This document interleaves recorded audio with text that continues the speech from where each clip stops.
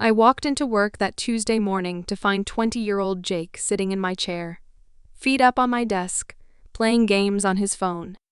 My nameplate was gone. My family photos were stacked in a cardboard box by the door.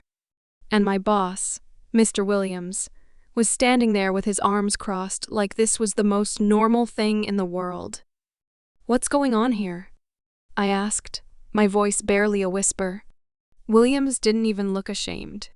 "Jake's taking over this office now. It's his." Just like that. 8 years of my life, reduced to a cardboard box and a shrug.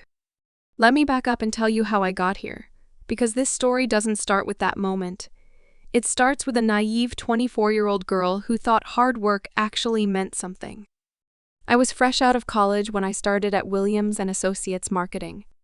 It was a small firm, maybe 15 employees, and I was desperate for my first real job. Mr. Williams seemed nice enough during the interview, a grandfatherly type with silver hair and kind eyes who talked about building a family atmosphere at work.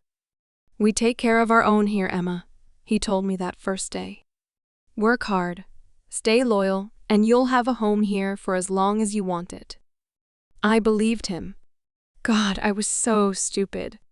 I started in the smallest office, barely bigger than a closet, but I didn't mind. I had a degree in marketing and communications, and I was ready to prove myself.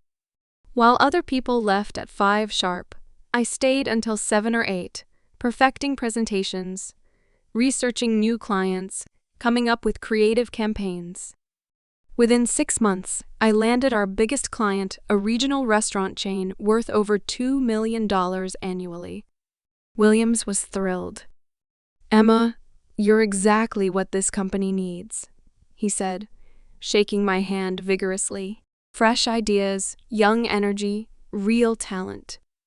The praise felt amazing. I worked even harder. By year 2, I'd moved to a better office and gotten my first real raise. By year 3, I was managing 3 junior employees and had brought in over $8 million in new business.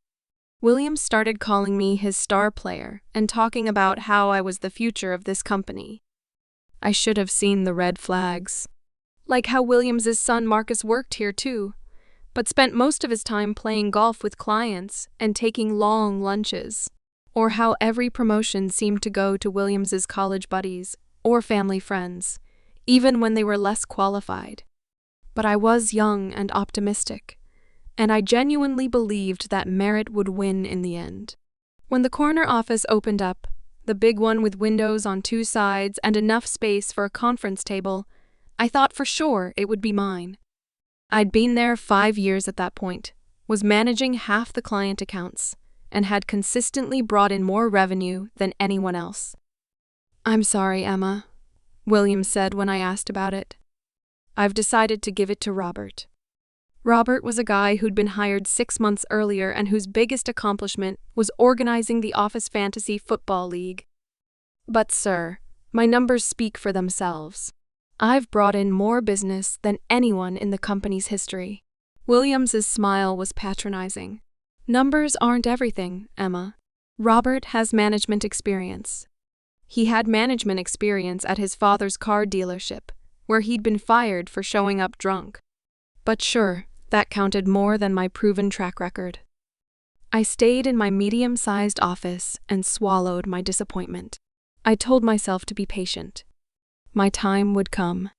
Years 6 and 7 flew by in a blur of long nights, successful campaigns, and promises that never materialized. "Next time," Williams would say whenever I asked about advancement opportunities. "You're not quite ready yet, but keep doing what you're doing." I watched less qualified people get promoted around me. I watched Williams hire his neighbor's son as a consultant who made more money than I did for working 20 hours a week. I watched the company grow and prosper, largely on the strength of my client relationships and innovative campaigns, while I stayed in the same position with modest raises that barely kept up with inflation. But I stayed, because Williams had convinced me this was a family, and families stick together through good times and bad. The breaking point came during year 8, When Williams's nephew, Jake, graduated college with a degree in communications. Jake was everything I'd been at 22, eager, ambitious, ready to take on the world.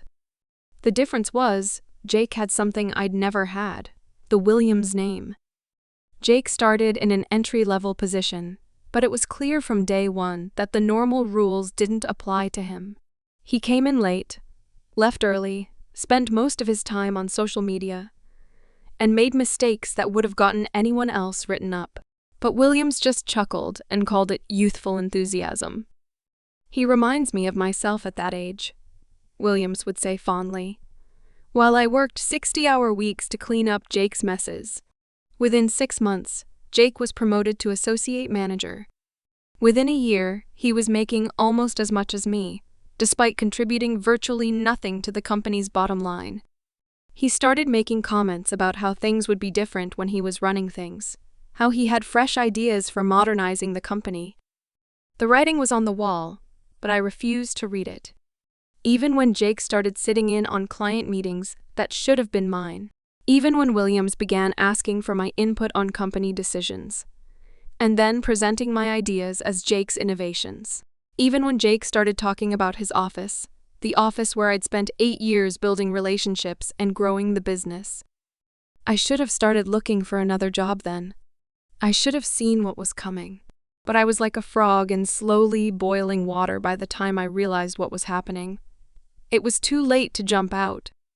Which brings us back to that Tuesday morning. Jake's taking over this office now. It's his. I stared at Williams, then at Jake, who had the decency to look slightly embarrassed, but not enough to get out of my chair. "This is my office," I said, my voice getting stronger. "I've worked here for 8 years. I built these client relationships. I created half the systems we use." Williams waved his hand dismissively. "Jake's my nephew, Emma. He's family. And honestly, I think it's time for some young blood in leadership positions. You're welcome to the office down the hall, the small one." The small one. The office I'd started in 8 years ago. Like I was going backwards instead of forward. "Where am I supposed to put my things?" I asked, gesturing to the shelves full of client files, awards, and personal items that had accumulated over nearly a decade. Jake finally spoke up. "I'll need you to clear all this out by the end of the day. I want to redecorate." Redecorate. My vision started to blur with rage. That's when something inside me snapped. Not dramatically. I didn't scream or throw things or storm out. Instead, I felt this cold, calculating calm wash over me. For the first time in 8 years, I saw the situation clearly. I wasn't family. I was never going to be family. No matter how hard I worked, how much revenue I brought in, how many years I dedicated to this place, I would always be an outsider. Williams had been stringing me along with promises and praise, while planning to hand everything over to his nephew all along. "Of course," I said quietly. "I'll start packing right away." Williams looked surprised by my calm acceptance. "Good. I'm glad you understand. This is what's best for the company." I spent that day quietly moving my personal items to the tiny office down the hall. But I wasn't just packing, I was planning.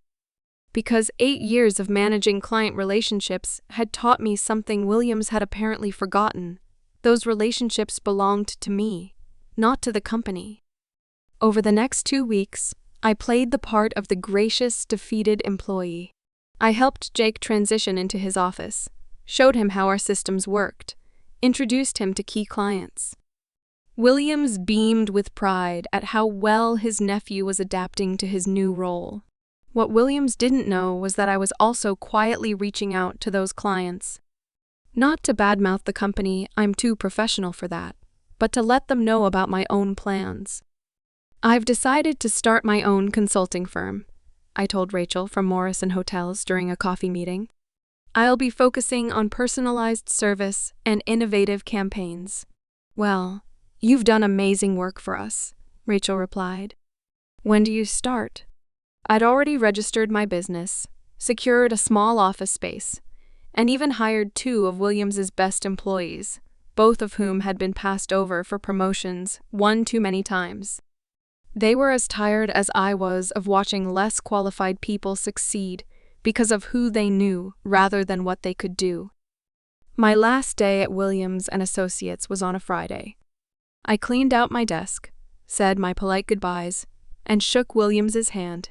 "I wish you the best, Emma," he said. "I hope there are no hard feelings." "None at all," I lied smoothly. "This is probably for the best." Williams smiled, clearly relieved that his transition had gone so smoothly. Jake was already making himself comfortable in what used to be my office, probably planning his redecorating project. Neither of them suspected that I was walking out with contact information for every major client, detailed knowledge of their upcoming campaigns, and relationships that had been built over 8 years of dedicated service. The following Monday, I opened Emma Mitchell Marketing Consulting. By Wednesday, I had landed my first client, Morrison Hotels, worth $500,000 annually. By the end of the week, 3 more clients had followed. It wasn't revenge, exactly. I never said a bad word about Williams & Associates. I never tried to sabotage them or steal their clients. I simply offered better service, more personal attention, and the kind of innovative thinking that had made Williams's company successful in the first place. The clients chose me. Not because I was vindictive, but because I was good at my job, something Williams had taken for granted for far too long. Within 6 months, my little firm had grown to 8 employees and had taken on 12 former Williams clients. Williams himself called me furious and desperate. "Emma, this is unprofessional," he sputtered over the phone. "You can't just steal our clients like this." "I didn't steal anyone," I replied calmly. "They chose to work with someone who values their business. We valued your business. We gave you opportunities." I almost laughed. "Mr. Williams, in 8 years, you gave me promises. My clients are getting results." The conversation ended with Williams threatening legal action threats that went nowhere because I'd been careful to honor all non-compete agreements and hadn't violated any contracts. Everything I'd done was perfectly legal and entirely ethical. A year later, Williams & Associates downsized by half. Jake, it turned out, wasn't quite ready for the responsibilities of running major client accounts. Several campaigns failed spectacularly under his leadership, and more clients left to work with competitors, not just me, but other firms who could offer the kind of experienced, dedicated service that Williams's company no longer provided. 2 years after that, I heard through industry contacts that Williams was looking to sell the business. Jake had moved on to pursue other opportunities, which I suspected meant his uncle had finally realized that nepotism wasn't a sustainable business strategy. As for me, I now run a firm with 23 employees, and we've been named one of the fastest-growing marketing companies in the region. I have a corner office with windows on 3 sides, and more importantly, I have the respect of my team and the satisfaction of building something based on merit, rather than family connections. Sometimes I drive past the old Williams & Associates building. It's smaller now, shabby around the edges, with several for-lease signs and windows where thriving businesses used to be. I don't feel vindictive when I see it. I feel grateful. Grateful that Williams showed me exactly what I was worth to him, because it forced me to realize what I was worth to myself. Grateful that Jake took my office, because it pushed me to create something better. Grateful that I finally learned the difference between loyalty and self-respect. The best revenge isn't getting back at someone who wronged you. It's proving that their opinion of your worth has absolutely nothing to do with your actual value. It's building something so successful that their rejection becomes irrelevant.